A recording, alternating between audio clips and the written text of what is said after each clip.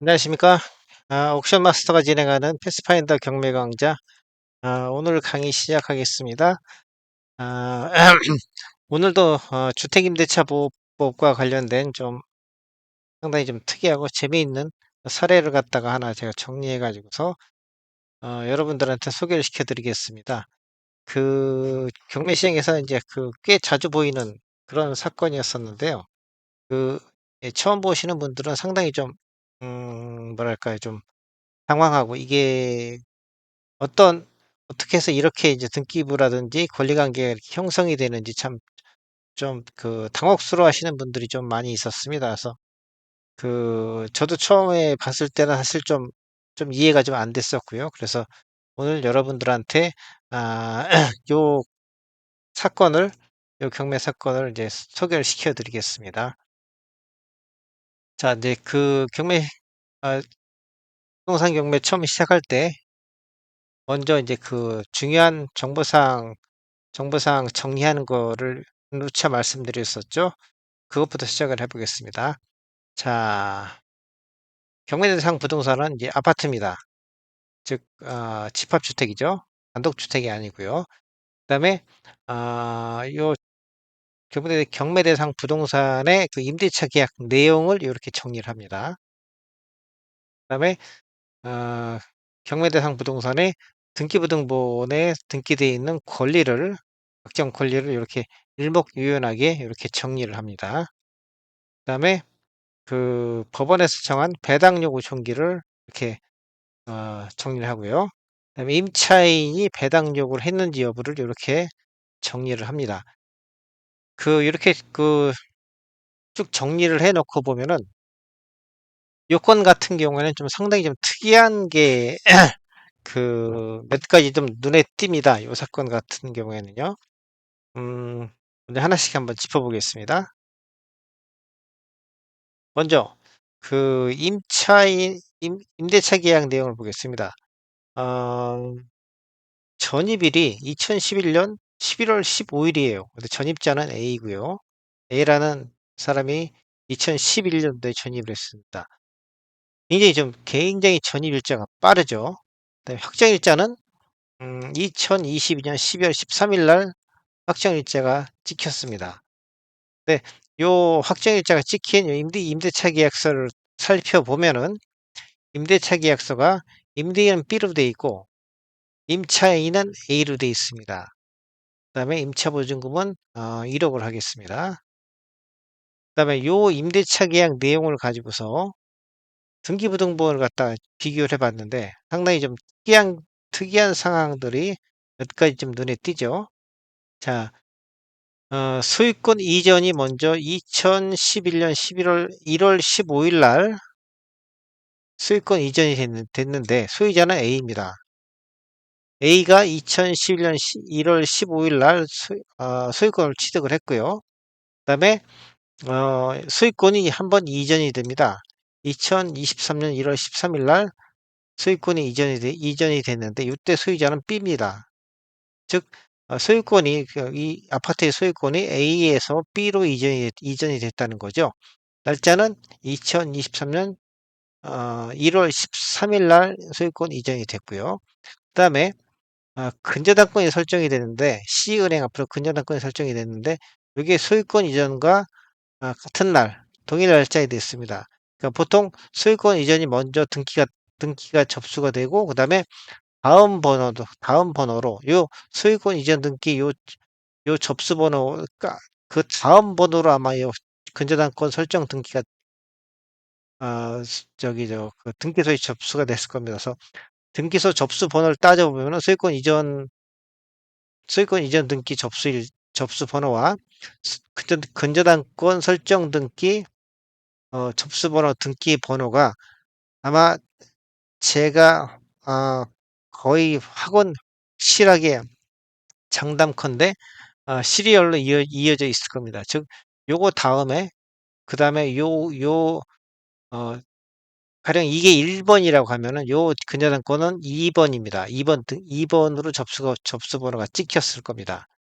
즉 요 소유권 이전과 요 근저당권은 같은 날 됐고 하나의 법무사가 동시에 접수시켰을 가능성이 높습니다.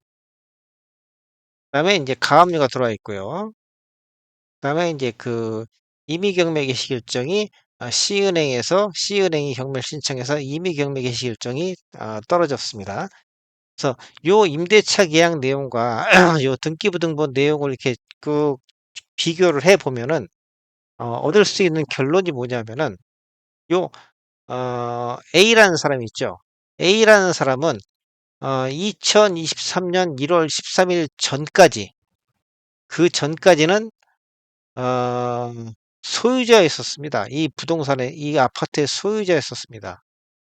소유자로 돼 있죠. 2011년 1월 15일 날 소유권을 취득을 해 가지고 2023년 1월 13일 날 B에게 소유권을 넘겨주기 전까지는 아 A가 소유자였었습니다.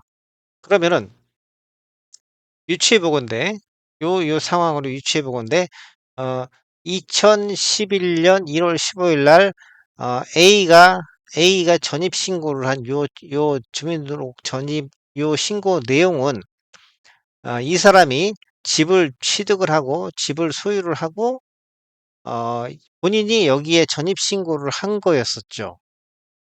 그러니까 요때의 이 전입 신고는 임차인으로서 전입 신고를 한 게 아닙니다. 요때는 주택의 소유주로서 자기가 직접 그 주택을 소유하기 위해서 전입 신고를 한 겁니다. 그러니까 지금까지 저희가 딱 다뤄왔었던 주택임대차 보호법의 어떤 그 대항력이라든지 확정일 확정일자 날인에 따르는 우선 변제권의 발생 요건하고는 전혀 좀 차원이 틀린 얘기입니다. 그다음에 확정일자가 2022년 12월 13일 날 찍힌 임대차 계약서가 나왔는데 요 임대차 계약서에 임대인은 B로 돼 있습니다. 임차인이 A로 돼 있습니다. 그래서 B하고 A가 여기서 등기부등본을 보면은 어 B가 2023년 1월 13일 날 소유권을 취득을 했습니다. 그다음에 아 그러니까 그 같 같은 날짜에 결국은 A는 소유권을 그 넘겨줬겠죠, B한테요. 그러면은 요 상황을 가지고서 추론을 해 보건대 이 확정일자가 2022년 11월 13일 찍혀 있는 요 임대차 계약서는 아마도 이 매매 계약을 체결함과 동시에 B와 A가 아 이 임대차 계약을 갖다 체결을 했을 가능성이 거의 100%입니다. 즉 소유권을 A가 B에게 넘기면서 스 그 원래 기존에 이 아파트의 소유자였던 A는 소유권을 넘기면서 다시 본인이 그 아파트의 임차인으로 임차인으로 계속 살길 원했었다는 거죠. 요 임대차 계약과 요 등기부등본을 비교를 해 보면은 그런 결론에 이르게 됩니다. 그다음에 어 B는 소유권을 취득을 하면서 매매 대금을 이제 A에게 줬었어야 될 텐데 그 매매 대금의 일부로 아마도 C은행으로부터 어 대출금을 빌려 가지고서 그중에 일부 매매 대금의 일부로 아마도 A에게 넘겨줬을 가능성이 큽니다. 그다음에 C은행은 이 대출금 2 억에 대한 담보로서 이 아파트를 이 아파트의 근저당권을 설정을 한 겁니다. 요 임대차 계약과 요 등기부등본을 비교를 해 보면요. 결국은 이제 정리를 해 보면은 A라는 사람은 2011년 1월 15일 날 소유권을 취득을 했습니다. 그러면서 동일 날짜로 아 이 아파트에 전입 신고를 했고요. 전입 신고를 했고요. 이거는 이제 임대차 계약에 따른 전입신고가 아닌 실제 소유자로서 거주하기 위한 전입신고였었습니다. 그렇게 살다가 2023년 1월 13일 날 아, B라는 사람한테 소유권을 넘겨주면서, 즉 집을 아파트를 파는 겁니다.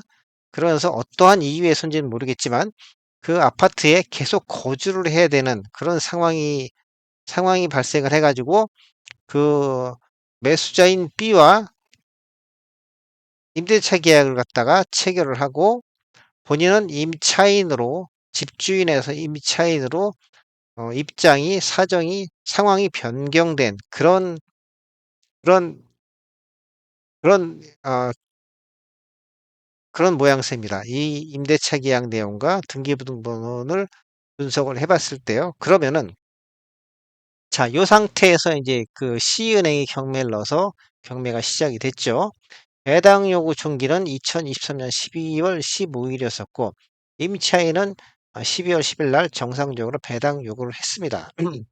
자, 그러면 자, 이, 요, 이 같은 동일 날짜로 소유권이 이전이 되면서 저당권이 설정이 된 요 케이스에서의 요 근저당권자와 요 집주인에서 임차인으로 어, 위치가 바뀐 요 임차인의 그 권리관계의 선우를 이 경매 절차에서는 그, 그 선우가 굉장히 중요했었습니다. 그다음에 처음에 요런 건을 처음 겪으시는 분들은 그 어떤 권리관계의 선후에 대해서 상당히 좀 혼란스러워하는 그런 경우가 많았었죠. 자, 해당되는 요 상황을 갖다가 관련 법조항을 갖다 같이 곁들여서 다시 한번 설명을 드려보겠습니다.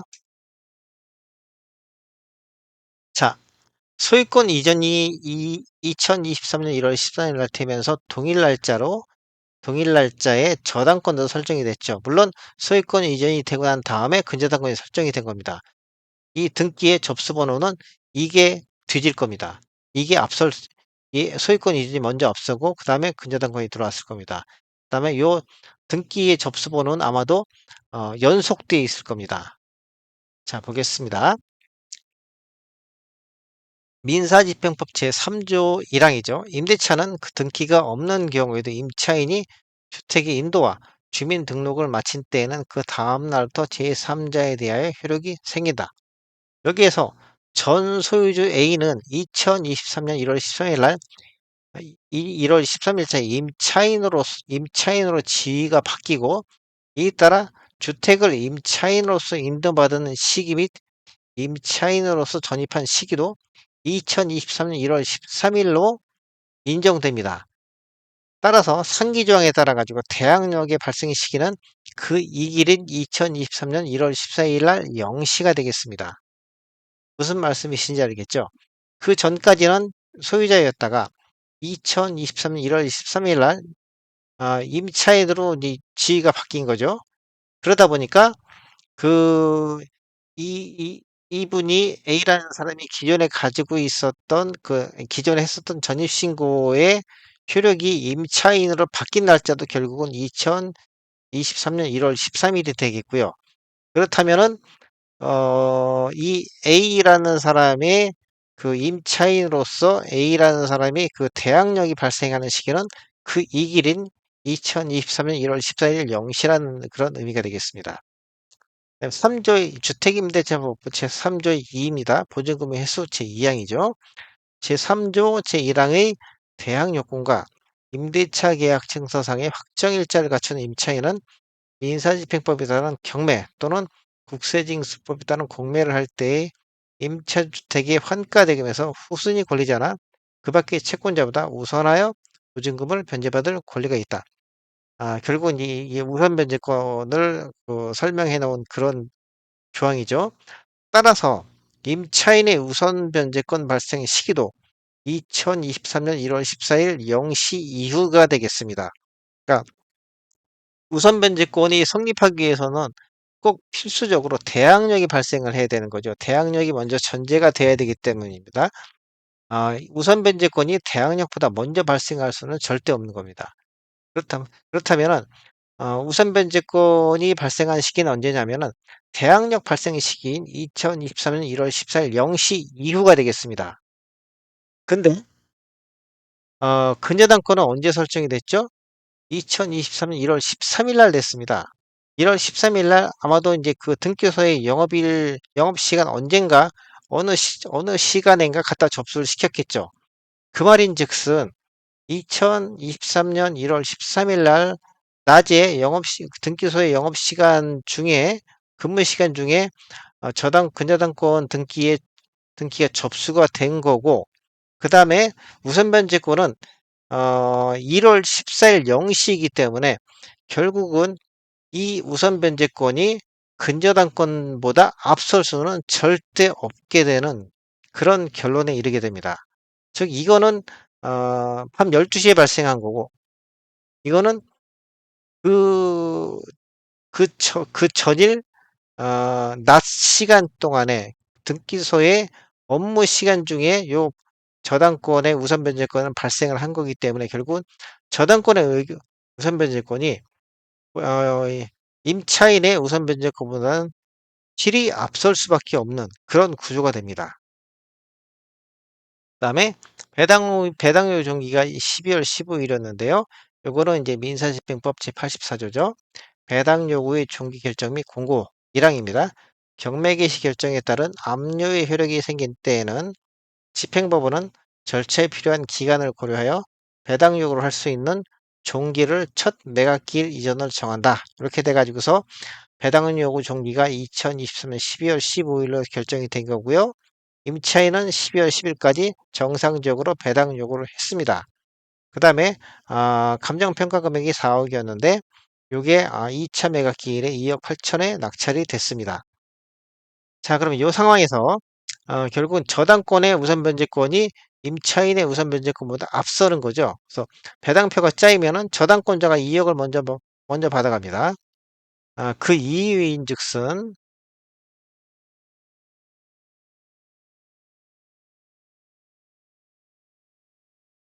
A의 전입일 및 확정일자가 근저당권 설정일보다 빠르나 2023년 1월 13일자 소유권 이전 2길 이후인 1월 14일 0시 이후에만 임차인으로서의 전입으로 인정되므로 배당 순위는 근저당권이 앞설 수밖에 없습니다. 근저당권은 1월 13일 날 낮 시간 동안에 등기소의 업무 시간 중에 발생을 했기 때문이죠. 그다음에 임차인은 그 다음에 2억을 저당권자가 2억을 받아간 그 나머지 차액 0.8억 8천만 원에 대해서 배당금을 받아가겠습니다. 그다음에 가압류권자는 이제 물론 없고요. 여기서 어, 요 케이스와 관련된 대법원 판례가 있습니다. 아, 제가 읽어드리겠습니다. 등기기록상 소유자로 되어 있던 자가 소유권을 양도한 후, 요게 이제 요 케이스죠. 임차권을 취득한 경우에 소유자로 등기된 상태에서는 주민등록이 주택임대차보호법 제3조 1항의 대항력 인정의 요건이 되는 적법한 공시방법으로서의 효력이 없고, 이 경우 새로운 소유자인 임대인 명의의 소유권 이전 등기가 된 날에야 비로소 유효한 공시 방법이 되므로 그 소유권 이전 등기일 다음 날부터 임차인으로서 대항력을 갖는다. 요게 이제 제가 지금까지 설명드린 그 내용을 대법원 판례에서 이렇게 정리한 내용입니다. 그래서 금융기관 실무 사례는 이렇게 이루어지고 있습니다. 주택 소유자가 주택을 타인에게 매도하고 다시 그 매수자 아, 그, 어, 그, 그 매수자는 은행으로부터 주택 구입자금 대출을 받으면서 소유권 이전 즉시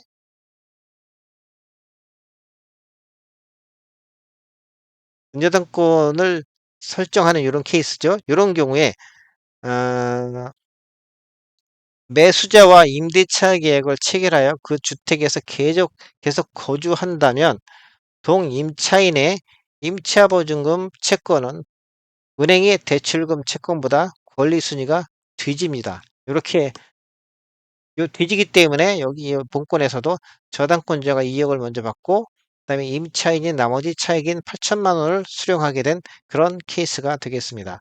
요게 요렇게 실무에서 어떤 부동산 매매 실무에서 그러니까 이 소유자의 어떤 사람이 임차인으로 둔갑을 하면서 이렇게 권리 관계가 변동이 되는 요런 케이스가 종종 눈에 띕니다.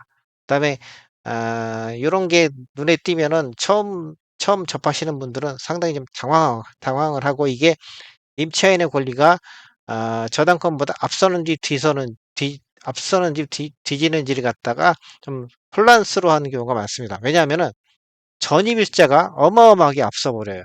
전입일자가 이 본건에서도 보면은 어 이 A라는 사람이 어 이 아파트의 소유권을 한 10년 넘게 가지고 있었죠. 그러다 보니까 전입일이 어마어마하게 빠르다 보니까 응찰을 하시려는 분이 경매에서 응찰을 하시려는 분들이 굉장히 당황합니다. 그렇지만 하나씩 하나씩 차근차근 이론적으로 따져 보면은 이렇게 해서 요 임차인의 우선 변제권은 결국은 근저당권보다 뒤지고 그다음에 대항력도 결국은 그러면 이 대항력은 이 근저당권 설정일보다 뒤에 발생을 했으므로 이 경매에 의해서 낙찰이 되면 이 낙찰자한테 요 임차인은 어 대항을 할 수가 없는 요 임차권은 이제 소멸이 되는 거죠. 대항을 할 수 없는 그런 경매 물건이 되겠습니다. 자, 오늘은 좀 좀 특이한 요 건에 대해서 저희가 다뤄봤는데요. 얼마나 좀 많이 어려우셨는지 모르겠는데 요게 앞에 내용을 갖다가 좀 몇 번 이렇게 반복을 해서 들으시면은 크게 그렇게 어려운 내용은 없습니다. 하나하나 이렇게 권리 관계를 갖다가 이렇게 분리를 해 가지고서 분석을 하면은 이게 크게 어려운 내용은 없습니다.